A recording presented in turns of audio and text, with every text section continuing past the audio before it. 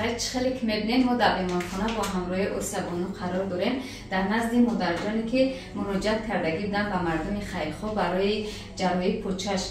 امروز خوشبختانه مادرجان اینا جراحی کردن، جراحیش نقص گذشت.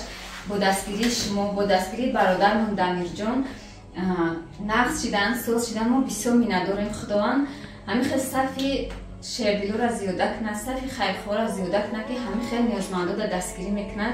ما بسیار پسندیم. نقص گذشت شکرانه خدا. این روز مادرجان از بیمارخانه و تن سیاد و وقتی خشم و سر بلند به خونش میروه. اینا مادرجان خیر خداوند نقصین همه وقت رنگ همین گل شکوفان باشه. سرنوز دعوت زیاده کردن، سرنوز همیشه خدا به تن چون صحب و عمری دراز آدم خیرخواه خدا دعوتشون زیاده کردن، خدا در دفتر عملشون نوشته کردن. اکای دمیرجانم همیشه خدا در بالای سر فرزندشون باشه، خدا دستی که من نبینن همه وقت با سر بلند. چقدر که همین اپای سربیناز و همین مادرجان گفتن ما خیلی خوشحال هستیم که همخه برادرای دست بخیر، همخه برادر شیردلو هستن که دستگیری میکنن. از همه شما میندارم و از همه اون نفرانی که پنگ کردن ویدیو ما را، چه سرآینده بودن چه بودن، هزار رحمت به همتون میندارم که دربار همخه نیازمندا هستین، دربار ما هستین. خداوند یار و مدد کنه.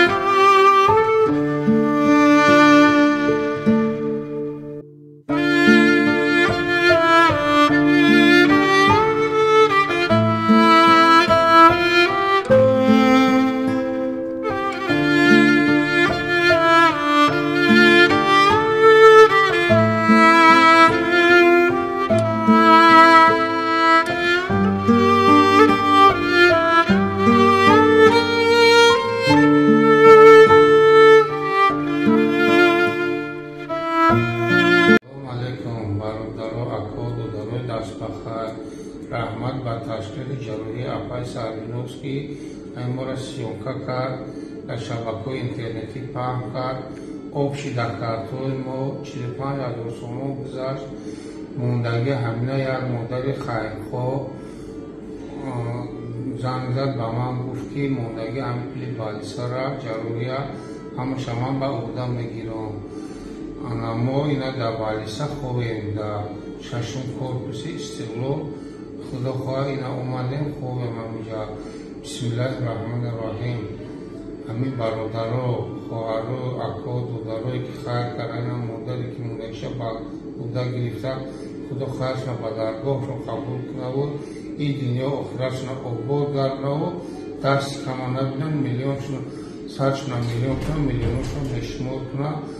خدا روزی بدن نبینن، این دنیا آخرتشون آباد گردونه. آمین. الله اکبر. برادرای عزیز ایرپورت داماده دفته هستیم. برادرها انا باز هم میگم که هی مثلا ایرپورت آمدیم یک چند نبورو کردیم.